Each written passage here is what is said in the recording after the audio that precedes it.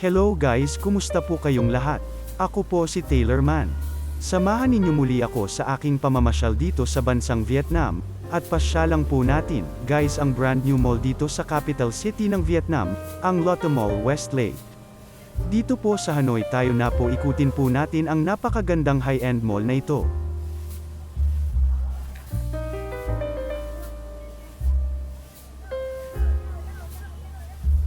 Sinimulang itayo ang mall na ito noong taong 2019 at natapos ito noong 2022. Ang mall na ito ay matatagpuan sa Vo Chi Công Street, Phu Thuong Thai Ho, Hanoi, Vietnam. Ang total floor area nito ay may lawak na 288,780 square meter.